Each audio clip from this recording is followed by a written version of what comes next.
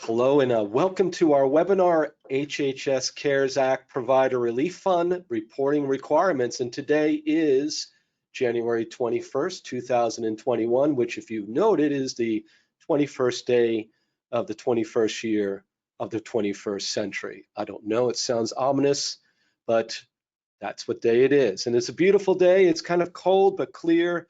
Hope you get some exercise and get out there and get a walk in. This webinar is being put on by sacsllp.com, Saks Wealth Advisors, and S2 Solutions, which is our newest addition to our Saks family. It's our technology arm of the firm. So this slide actually is the caveat. We have to always talk to you about the caveat that this information in this webinar is for general guidance only.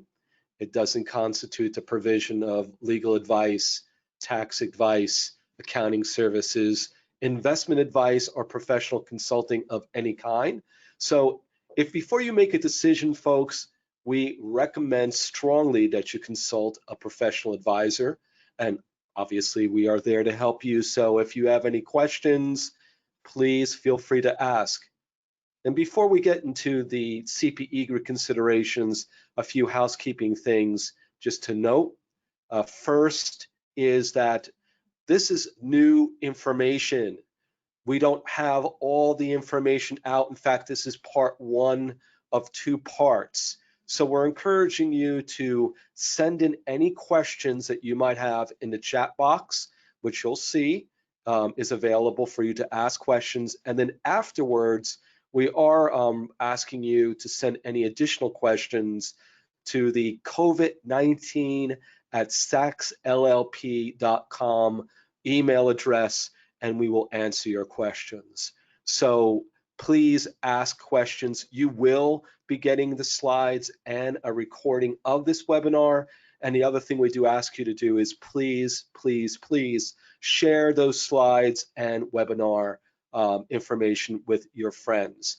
So for those of you who are looking for CPE, we are providing CPE for this particular webinar.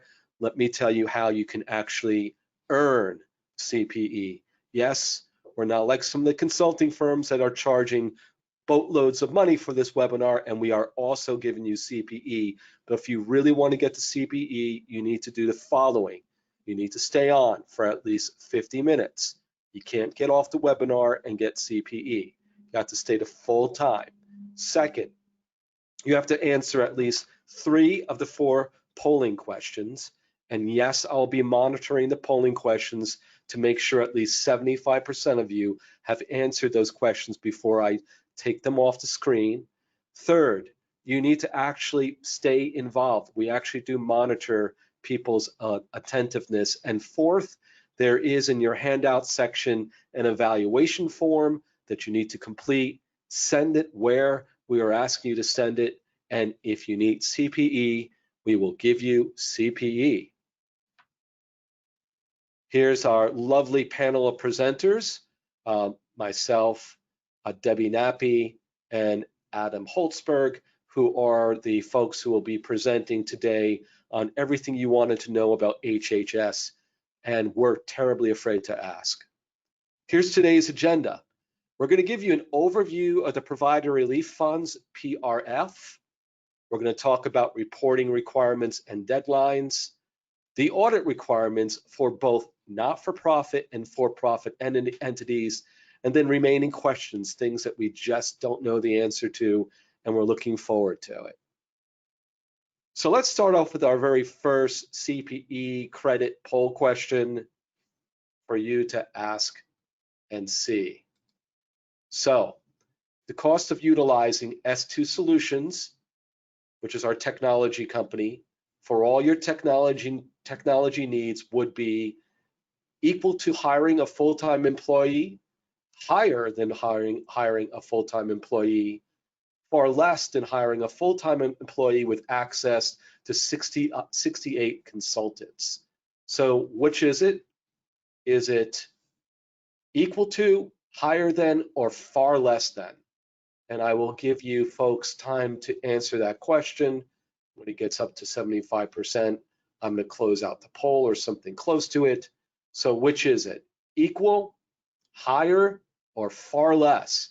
And the far less is it's far less than hiring a full-time employee with access to 68 additional IT consultants that are at your fingertips. Okay, I'm gonna give you a few more minutes. So we're getting up to the 75% vote. I'm gonna count down. 5, 4, 3, 2, 1. Okay, close out the poll. And what is the answer? Or first, how did you answer? If you answered far less than hiring a full-time employee with access to 68 other IT consultants, you got that answer right. It's 80% got it right. Good job. Okay, we're going to talk about the registration process. I'm going to turn this over to my partner, Debbie Nappy, to start off with the HHS registration process. Debbie, take it away. Thank you, Todd. Good morning, everyone, and welcome to our presentation. Based on our outline for today, we're going to cover as much as possible relating to the reporting requirements. We've provided many valuable handouts for you to download, and you will also receive these when you receive a copy of this webinar. But we do encourage you to take advantage of that because there's a lot of information and it'll be helpful to you. The Provider Relief Fund was established to support healthcare providers, hospitals, physicians, skilled nursing facilities, and other eligible healthcare providers in the battle against COVID-19, established under the CARES Act. Qualified providers of these healthcare services and support were eligible to receive these payments, and I'm going to repeat this over and over again, for healthcare related expenses or lost revenue due to COVID-19. These distributions were paid out in 3 phases over the course of 2020 based on various criteria. And I know for ourselves at SACS with our client base, many clients got confused. They thought possibly they just had received their PPP funding because the HHS did not provide any notification, and dollars for the first phase back in April just appeared in your bank account. The federal government had allocated $175 billion in payments, which were distributed through these various phases. The last phase ended with the application process ending on November 6th. Just recently, an additional $3 billion was authorized under the Federal Appropriations Act at the end of 2020. We are still waiting to see how these funds will now be dispersed. This is very important. Distributions are not required to be repaid as long as providers comply with the terms and conditions set forth by HHS. And that is what we are going to provide clarification with today. All of the recipients of these funds are required to comply with the outlined reporting requirements described in the terms and conditions located on the HHS website. We've already provided you with that as well. If you remember, when you received these funds, there was an attestation form which detailed how you were to use these funds, and you had to attest to it. And even then, if you didn't meet the reporting requirement for attesting, it was assumed that you had done so. Now we're going to cover how do you now provide the information for the use of these funds. Reporting is required for providers that accepted 1 or more payments exceeding $10,000 in the aggregate. If you have received less than $10,000, you are exempted from this reporting process. We all waited in anticipation for January 15 to see when this portal opened, what would be available and what the next steps would be. However, when the reporting portal opened, the only thing that is available for providers at this time is a registration process only. And in the next few slides, we're going to go through that process. The original February 15th deadline has now been postponed, and on the HHS website, it reads, the deadline has been postponed to a later and unannounced date. I've done some reading, and the reason being is that with the additional funds that they are now providing for this program, they now need to update the reporting. However, what's still in place is there's an extension of 6 months through June 30th, 2021, with a reporting date of July 31st, 2021, for providers who have not yet expended the funds prior to December 31st, 2020, or have not yet, if you don't have it on the expense side, which we're going to cover, still do not have the funds or the loss of reported revenue. So we will go through that. So you're going to hear this throughout our presentation as well.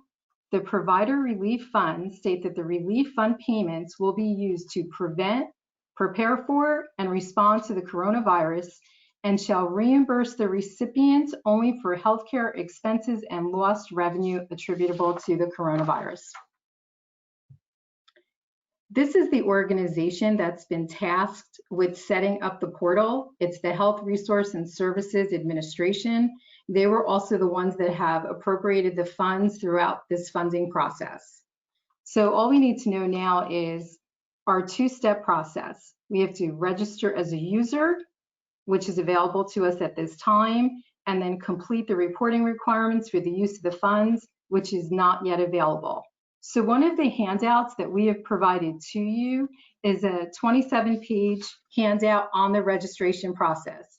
It sounds onerous, but it really is not. So we're going to now show you some slides as to how you go about the process. One thing to keep in mind, it is estimated that this process will take 20 minutes. It needs to be completed in one session. It cannot be interrupted. The information will not be saved. So if you do not have all of the required information that you need, best to wait until you have it all available for you, because you will then have to go through the process again. And this just tells you the internet browsers that you need to be able to go onto the site and to complete this. So here is a listing, and like I said, we're providing these slides to you. So here's a listing of what is going to be needed just for the registration process on this portal. The tax ID number, whatever number you utilize to obtain these funds, your business name, contact information, address, tax ID number of your subsidiaries. That is one area that is very complex in and of itself. So if you have reported with subsidiary information, please utilize our COVID-19 at Saks LLP. Send over questions. We will address those separately. But for the registration process, you need to also provide the TIN of your subsidiaries. And then you will also need this payment information, the TIN of the entity that received the payment, the actual payment amount, did it come through a check or a direct deposit, an ACH, and your settlement date. So my advice to you is, for the first receipt of these payments that came over in April, it was deposited directly into your bank account. Get your statement, get the information off of that statement so that when you apply for this number or registration, you should be fine. This is just a screenshot as to what the portal looks like. It's also available in the handout that we've provided. So just wanted to give you some idea when you go on what it's going to look like. Here, once you go through the process, just showing you, here's your TIN, here's your account number. You want to verify that the amount that they're showing you, the funds that you received, were in fact the dollars that you did receive, and that you acknowledge that you had this deposit. And then when it's all said and done, you are going to receive back an email from the Health and Human Services, HHS, stating you've now registered on this reporting portal. The next phase is to submit financial data. However, which it states here, they are not yet open for this data submission. They will provide you notification when the portal is open. And in the meantime, they indicate here, save this email as your reference for your account and your username. So that is step one in the process for the reporting that I would really ask you to complete as soon as possible. The sooner you're registered, the easier it will be. Todd, now for our next polling question. Yes, so our next polling question. What amount of assets under management, AUM, does Sachs Wealth Advisors currently manage? So the choices are 350 million, 750 million, or more than 1.3 billion. And I will watch as you all start voting. Remember, you need to answer 3 of the 4 polling questions if you want CPE. So is the answer 350 million, 750 million, or more than 1.3 billion? So take your pick. Sachs Wealth Advisors, also called SaxWA, is our an additional arm of Sachs. And give you another minute or two, second or two rather, and count down 5, 4, 3, 2, 1. And it looks like most of you got it right. Currently, we are managing over 1.3 billion. I don't know what it is today, but it's over 1.3 billion. Turn it back over to you, Debbie, to keep up telling us now about the reporting process. Thank you, Todd. Okay, so I'm going to cover the expense side of the reporting process, and Adam is then going to cover the revenue side. But this slide is just an overall summary as to the reporting requirements. So bullet number 1 is of interest. Healthcare-related expenses attributable to the coronavirus that another source has not reimbursed and is not obligated to reimburse, which may include general and administrative or healthcare-related operating expenses. Basically, what this is saying is that if you receive dollars under the PPP loans, and I have another slide that's going to detail it, if you received money from FEMA, any other billings, if you're billing for expenses, any dollars that you've already received as a reimbursement, you can now not utilize these expenses and double dip, so to speak, but we'll go through it.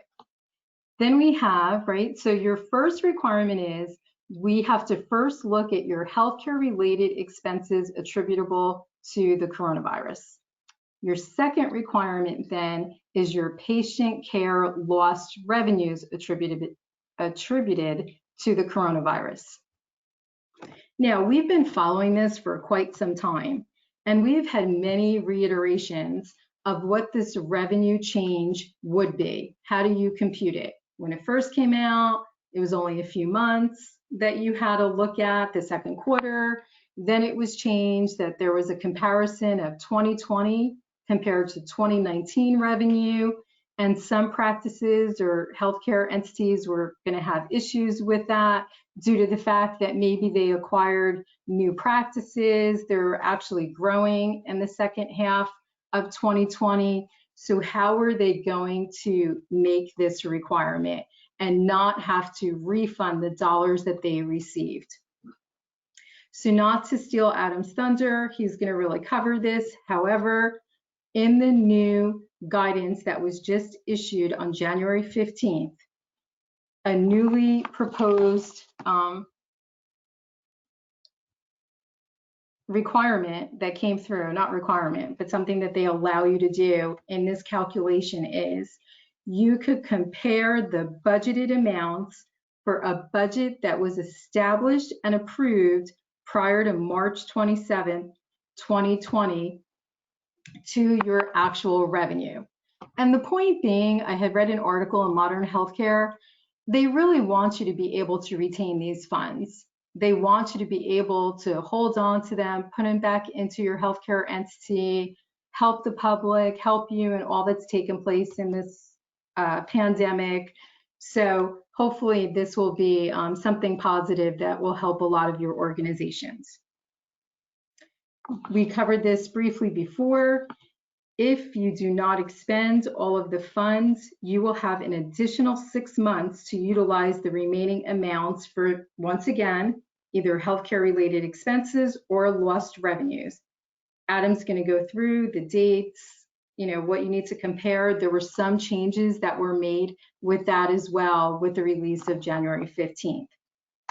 One thing that we're still looking for clarity on is on the FAQs in the HHS website, it states that the recipients will report the use of their payments using their normal method of accounting.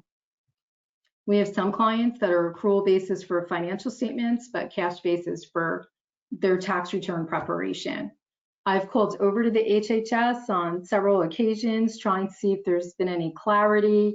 They stated that the more people who call in, that's how they then issue FAQs. So stay tuned for this one matter that we still do not have clarity on. So 2 questions to keep in mind when you're considering your expense requirements and if they are part of the expenses that will qualify for the usage of these funds is, was this expense necessary and reasonable to support patient care efforts to prepare for, prevent, or to respond to the coronavirus? And 2, is this expense incurred consistent with the organization's policies and procedures? Please keep in mind that at any time, they can come back and audit your records. Adam's going to talk about when an audit's required, but even if you're under those thresholds, they have the jurisdiction to come back and look and see if they wanted to do some sort of spot audit. Expenses attributable to the coronavirus may be incurred both in treating confirmed or suspected cases of the coronavirus, preparing for possible or actual cases, and maintaining healthcare delivery capacity. So I think at first it was a little confused. Did you actually have to treat COVID cases? They're saying no, it's healthcare delivery. Something extremely important, if you received any advance under the CMS Accelerated and Advanced Payment Program, you are not allowed to utilize these funds to pay back that advance. That's in the FAQs that you have a copy of. So again, we're talking about expenses, healthcare expenses that were not reimbursed by other sources, right? So you have to look at your net expenses. And then I have an example of this. You can reimburse marginal increases in expenses related to coronavirus. So we're going to go through an example of if it's costing you more to have a patient visit because of all the protocols that you have in place, but you're not being reimbursed for that expense, that is something that you can attribute and utilize in the recording of these dollars. This is very important as well. If a reporting entity expends all of its distributions on healthcare related expenses attributable to the coronavirus, you still need to submit 2020 actual patient care revenue and 2019 patient care revenue. So you might have spent all the dollars on expenses to get your office ready, new structures, whatever you had to do, you're still going to be required to report your patient care revenue. One more item of note is you have to maintain these records for 3 years from the date that they are required to be submitted. On this slide, just want to, for purposes of time, just pay attention to the middle bullet point. These are your other patient sources that you may have received reimbursement from that you need to net against these expenses. Patient billing, commercial insurance, CHIP program, FEMA, if you received any dollars for the testing, treatment, and vaccine administration, SBA, or PPP. Next, you can go to the next slide. So now here we're going to talk about the different thresholds. Depending on the dollars that you received is going to then determine the reporting that is required. So if you received more than 10,000 but less than 500,000, once again, you're going to have to report your general and administrative expenses, other healthcare related expenses, as well as they're just giving you some examples, direct patient care, overhead activities for preventing, preparing for the virus. Now, if you received in excess of $500,000, you have an expanded subcategory: mortgage or rent, insurance, personnel, fringe benefits, your lease payments, utilities, other G&A, once again, healthcare related expenses attributable to the virus. However, I just want to pause for 1 second. A lot of these expenses that you see on this slide also relate to your PPP dollars if you receive them. So if you had to hire someone, an extra person in your practice, in your facility to manage some part of handling patients and patient care delivery with COVID, but you've already utilized those dollars in accounting for your PPP loan, you cannot then account for them again here. So this is where it talks about your net expense, which was already reimbursed. So with your CFO, controller, accounting firm, whoever's going to help you with this process, just want to make certain that you keep it separate. Now, here are the healthcare related expenses that under PPP 1, none of these expenses were able to be utilized as an expense, right? So any supplies for your practice, PPE, hand sanitizer, supplies for patient screening, your equipment. We've had ventilators, updates to your HVAC system. We've had a lot of dental practices that had to do so much just to get patients to feel comfortable after they reopened to come back in the door for fear of COVID. All of those expenses you can now utilize for these dollars. IT, one good thing that's come out of this is, right, the platform for telehealth has been explosive. Legislation now covers, right, billing fees are covered. Anything that you had to put in place for your IT structure to work around COVID is now also an expense that can be utilized. Your facility, anything you had to do, maybe you had to set up a temporary structure, anything that was needed is also an expense that can be classified for these dollars.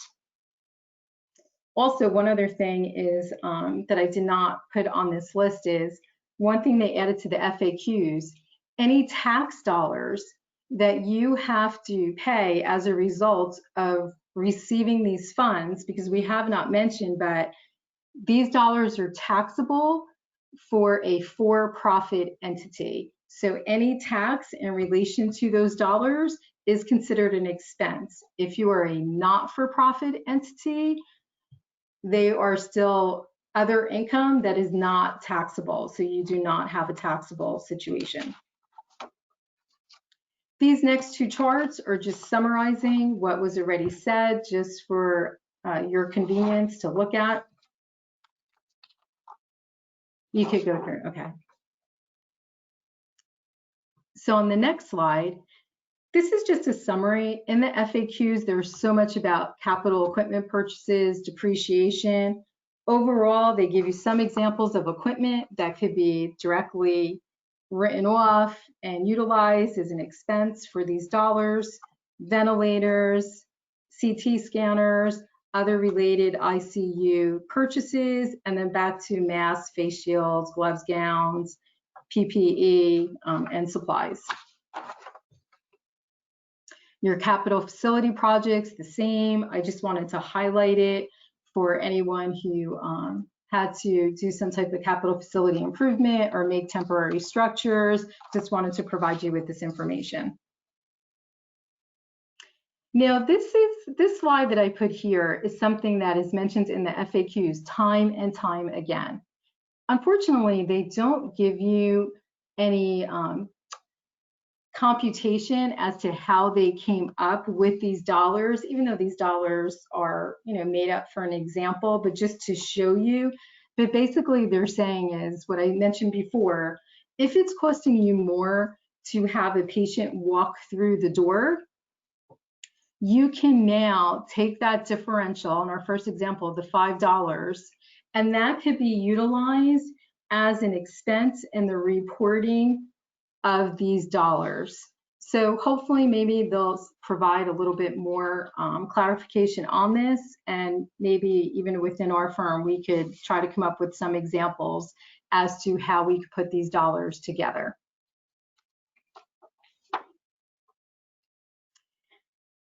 For those entities that received in addition of $500,000, you're also going to have some additional required reporting. The information, the first 5 bullet points, it's pretty much all the information that you had to report in order to register on the portal. However, it's the last section that you want to pay some attention to, because you're going to have to provide non-financial metrics on a quarterly basis. And here it's taken right from HHS. Here's some of the information that they're going to want you to report on, right? So you have personnel metrics, you have patient metrics, as well as you have facility metrics. Like I said, I did not have time in our presentation today. Please email me with any questions, or our COVID-19 email regarding subsidiary reporting. But one thing that they did note on the January 15th FAQs is you will now have to report if there is a change in ownership. So I'm highlighting that because up until this point, I did not see that in all of my reading of these FAQs. I've been following this for months, and this is something new that they just published.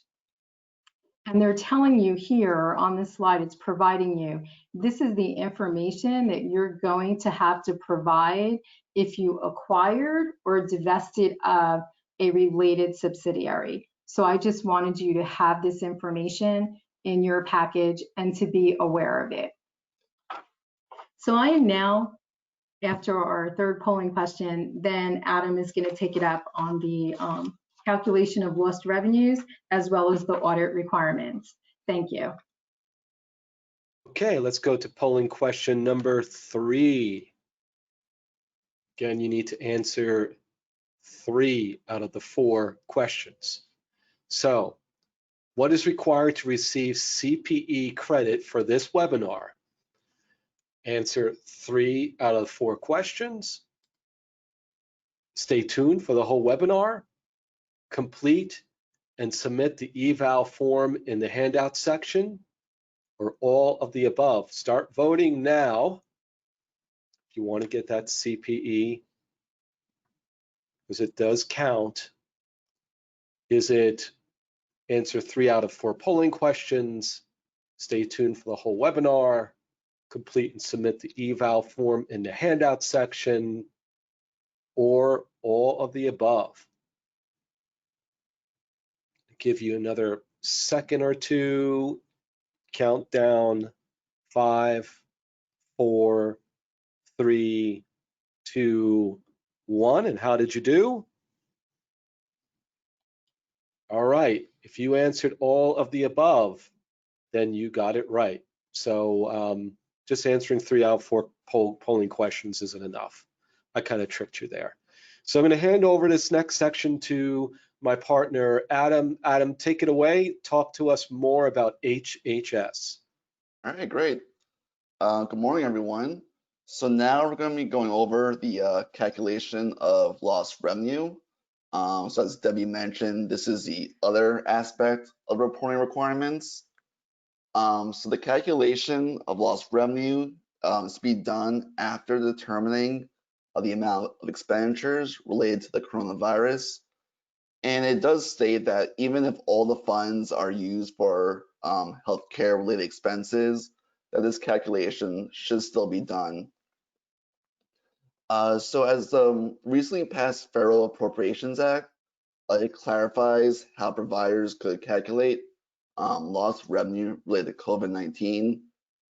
So previously, the only real way to calculate was the difference between 2019 and 2020 actual patient care revenue.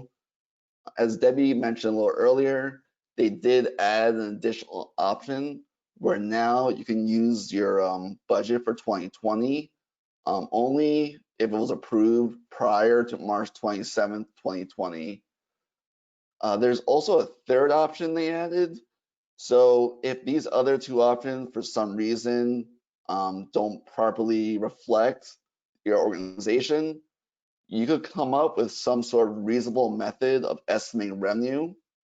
But as a point for this, that this will face higher scrutiny by HHS, and it'll also increase the likelihood of an audit as well.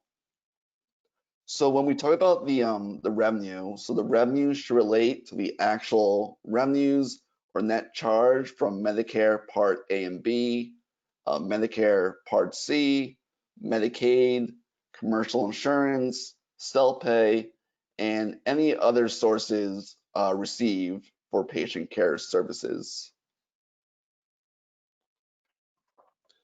So the reporting requirements for 12/31/2020.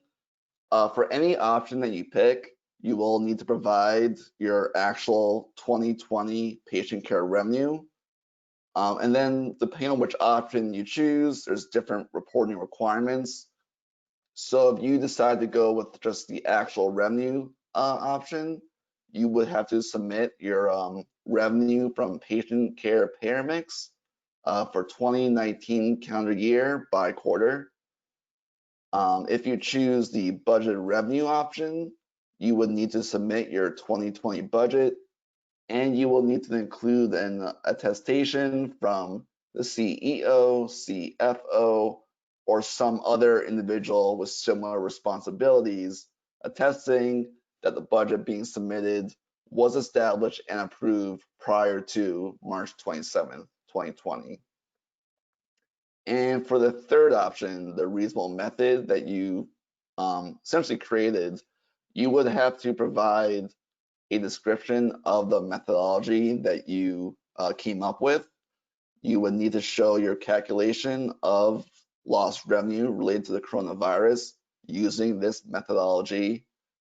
You would need to explain why this methodology is reasonable, and then you will also need to include a description, essentially establishing that this lost revenue is related to coronavirus and not some other source.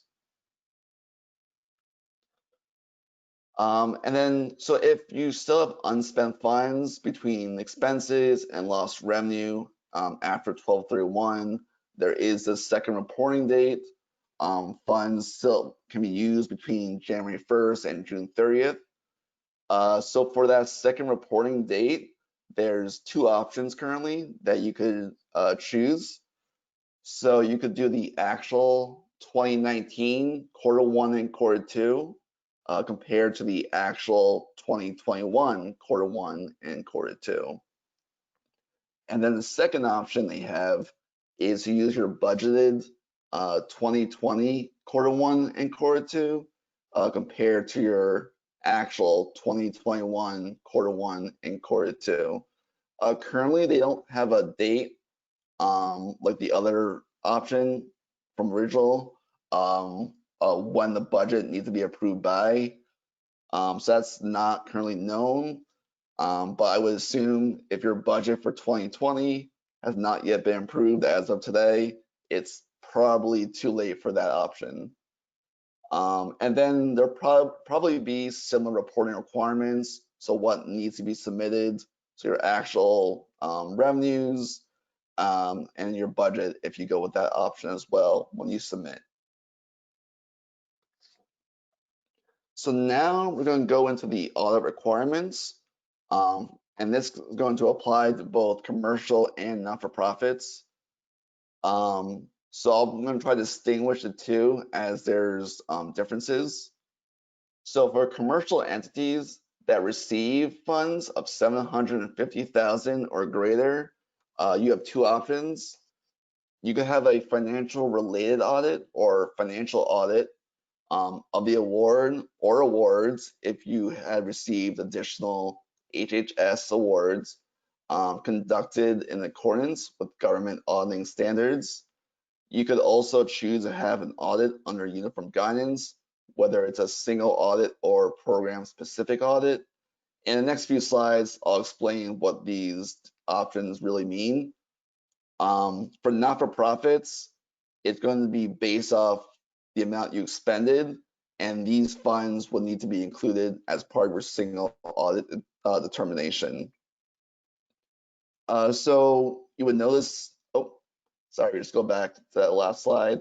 You would notice that for commercial companies, the wording is received funds of 750,000 greater, and also for not-for-profits, it's expended. So right now, we're not sure if they truly meant received for commercial companies or not. The AICPA is seeking clarification on that. Because that's a little unusual. Usually it's based off expended, but potentially they decide to go with received for commercial companies just to make sure that there's only one audit required for commercial companies. Potentially it was based off expended. If you expended 750,000 in 2020, and then let's say you expended the same amount again in 2021, that would mean you would need two audits. So potentially the purpose behind that was to prevent that situation, but clarification is being sought.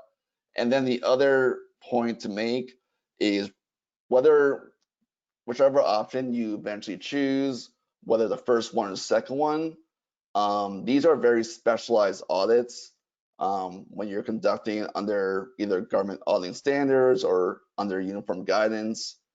And not every audit firm, accounting firm, chooses to provide these kind of audits.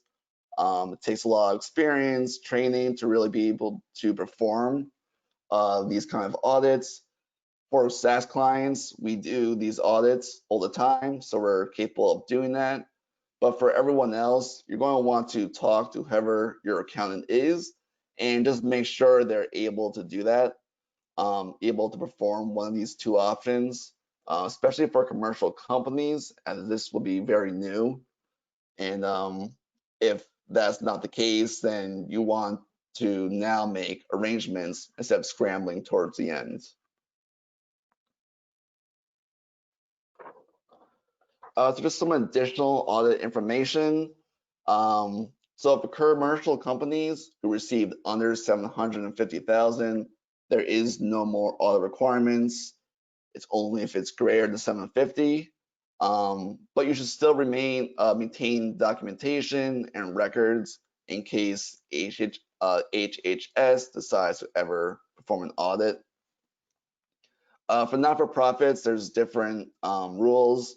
So if you expend under 750,000, but you have other grants, so maybe you typically have a yearly grant of 200,000.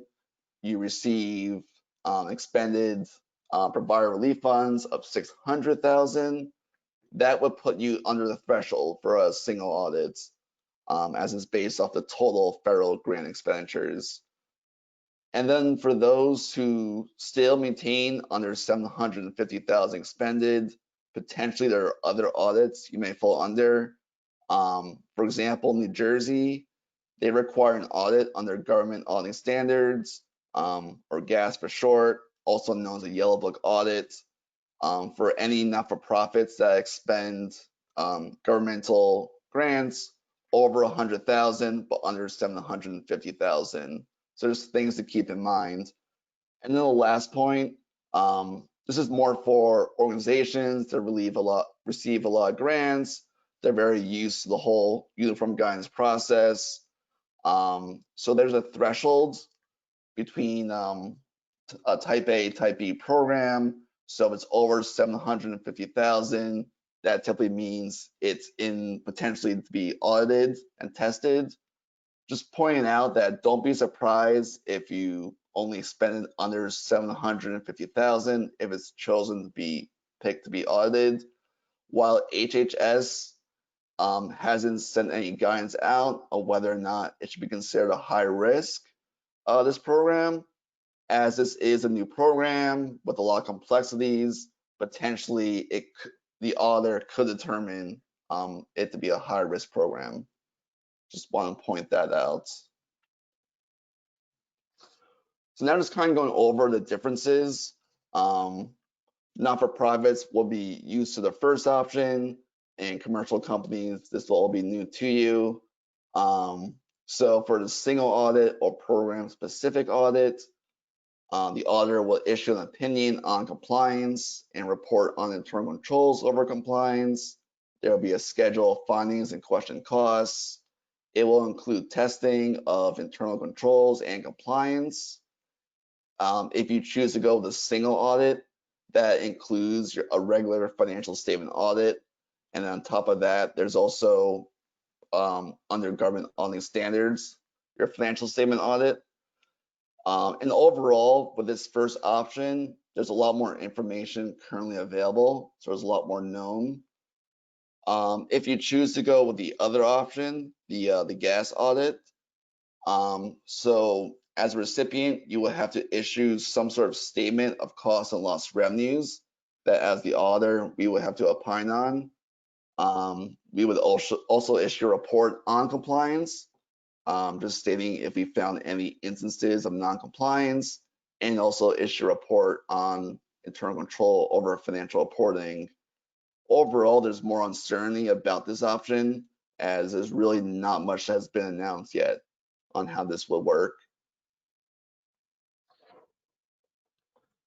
So just going a little more in detail. So single audit, as I mentioned before, includes the company's financial statements to be audited under government auditing standards and also its federal awards to be audited. A program-specific audit is just an audit of a single federal award. So for commercial companies who choose this option, you'll probably go with the program-specific audit. And how this whole works is, as auditors, we file a compliance supplement. So an addendum was released in December 2020, which goes over the requirements for the different COVID-19 funds. For the provider relief funds, we would have to test activities allowed, unallowed, allowable costs, and reporting. And when I say tests, we're not just going to be testing compliance of these requirements. It also involves testing the controls over compliance. So we won't just be testing to make sure your expenditures are allowable under the program. We will also want to see that you have controls in place to ensure that those costs would be allowable. And even though reporting is not going to be done till after 12/31, we don't actually know when the deadline is yet. That's still a requirement for all 12/31 companies. So that still will have to be tested, even though it wasn't done previously. So now I just have a list of different activities allowed that they came out with. Just going over a few. Building or construction of temporary structures, leasing of properties, medical supplies and equipment, things of that nature. There's also separate requirements for those who receive the targeted distribution for skilled nursing facility infection control. So there are slightly different activities allowed for those situations. And the unallowed activities, that's simply referring to, as kind of mentioned earlier by Debbie, you're not allowed to state that these expenditures were used under the program if they were already reimbursed by other sources. So that's what the unallowed activities relates to. So allowable costs, It just simply states that expenditures may only be used for healthcare related expenses, net of the other reimbursed sources, or lost revenue related to coronavirus.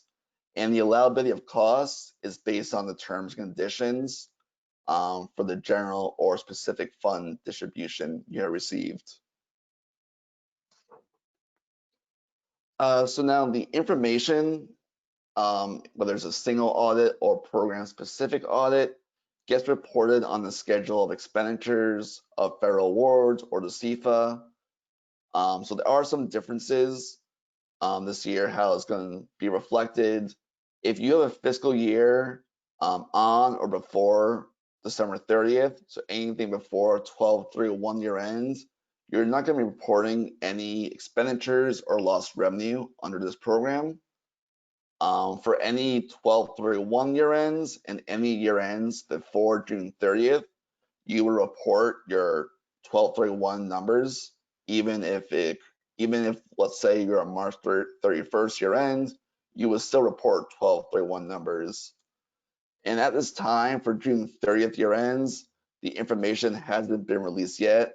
We have to wait for the 2021 compliance supplement to really know what they want for that fiscal year. So some additional requirements. So in the footnotes of the CFA, you have to disclose the time period of the amounts being reported. So if your 12/31 year ends, you would simply report that it's disclosed through 12/31. For example, your 3/31 fiscal year ends, you will also disclose that the numbers being reported are through 12/31. There's also a requirement to add a footnote to disclose fair market value of any donated PPE from a federal assistance source. So for not-for-profits, typically when you're over the 750,000 threshold, you have to submit a data collection form, which is essentially just taking the information from the CFA. So for organizations that received these funds or maybe other COVID-19 funding, there is an extension of 3 months. So typically your deadline is either the earlier of a month after your audit report date or 9 months after your fiscal year ends. So the 9 months now would become 12 months. So potentially you have up to a year after your year end to submit everything. And on the CFA, you have to distinguish between what's COVID-19 funding and non-COVID-19 funding. And that also relates to any existing programs as well. You have to separate the funding between COVID-19 supplemental and your regular grants. And overall, they're saying more information is expected to be released by February 1st, 2021. They haven't announced any delays yet, so we'll see if more information comes out then. And then for commercial companies, there is no data collection form for you. You would just submit your report directly to HHS at this email address. So this is a second option for commercial companies. You can perform the gas audit of the award or awards. So as mentioned previously, there's definitely a lot more uncertainty with this option. So what it seems like right now is a statement will need to be created that reports the costs and lost revenues, which is then audited by the auditors. The AICPA had some examples out and they sent them to HHS to seek clarification if that's what they're seeking. The examples they sent kind of resemble a CFA, so potentially it can be some sort of variation of that. The statement must also include footnotes. So potential footnotes would be a general entity description and the funding received, the basis of presentation, any estimates, disclosure of any subsequent events, and any contingencies. So you would potentially disclose that the grant program is subject to review and audit by HHS. So currently, we don't know what framework this would fall under, whether it be under GAAP or some other special purpose framework. And we also don't know if the same timing restrictions apply. So for instance, your 3/31 year end, you only report the 12/31 numbers like you would for the CFA, or is it some different ruling on this? There's really not much information currently out. So I'm going to hand it back off to Todd for the last polling question. Hey, folks, last polling question to get your CPE. What is Saks LLP's official new tagline? You tried the rest, now try the best. Accountants you actually want to talk to? Expect more? Or is it direction that moves you forward? So we'll give you some time to answer those polling questions since this is the last one. You've tried the rest, now try the best. Accountants you actually want to talk to? Expect more? Or direction that moves you forward? So let's see how you do on this one. This is our official new tagline. And I think that if you've been paying attention, you would have seen quite a few hints as to what our official new tagline is. Can't wait to see how this all turns out. You tried the rest, now try the best. Accountants you actually want to talk to. Expect more or direction that moves you forward. Going to do a countdown. 5, 4, 3, 2, 1. Close out the poll. See how you did. 63% of you said direction that moves you forward. That is wrong. You tried the rest, now try the best. That's a pizza company. Expect more. That is our new official new tagline is expect more. So 23% of you got it right. Turn it back over to you now, Adam, to close everything out on what do we not know still. Okay, looks like we're still on the polling question. Okay, there we go. So some remaining open questions kind of summarizes what's previously been said from the audit perspective for commercial companies. We don't know if they truly meant received or if it should be expended. We currently don't know any of the requirements for the June 30th year ends and later. So that's still to be determined. For gas audits, what framework will be required for the statements, whether it's GAAP or some other special purpose framework. The timing of the gas statements for reporting purposes. So whether or not, same examples before, if a fiscal year 3/31 entity should only report based on 12/31 numbers. That's also unknown as time. Also, if the extensions will be applied to the second option, the gas audit, that's currently being applied to the CFA submissions. That's currently unknown as well. And the last question is regarding provider relief funds, if they should be included or excluded from the gross receipts calculation for the second round PPP. That's currently not known. The only bit of evidence pointing one direction or another is related to the most current FAQs that came out.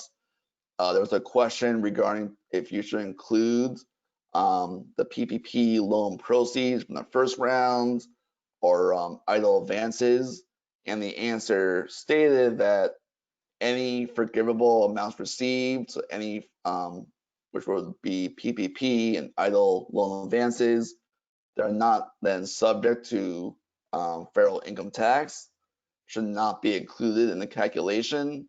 So as the provider relief funds are not forgivable, they will be included in your federal income tax calculation. That seems like they should be included as part of the gross receipts calculation, but that's not answered yet. The AICPA is seeking clarification on that, and we're part of weekly town halls with the AICPA. So once we know more, we could get that information out to you. And now I'm going to hand it back off to Todd. Okay, so that kind of wraps up our program for today. A few things. If you have questions, please email us at the covid19@sacsllp.com email address. We will get back to you. Also, be aware that this is the first part of 2 parts. There will be more information coming out. So there's another webinar that we'll be giving on HHS Provider Relief Fund Reporting Part 2. And also be aware that of the other webinars that we're giving on loan options and forgiveness. You perhaps have visited us at the PPP webinars that we've been giving. And we're here to help you. So if you need help, we have a whole group of people dedicated to providing advisory services specifically related to this, as well as the audits. So wanted to thank you again for being part of this program. Debbie and Adam, thank you so much, and wishing you all a great day. Stay safe and keep on smiling because life is short. Take care, folks.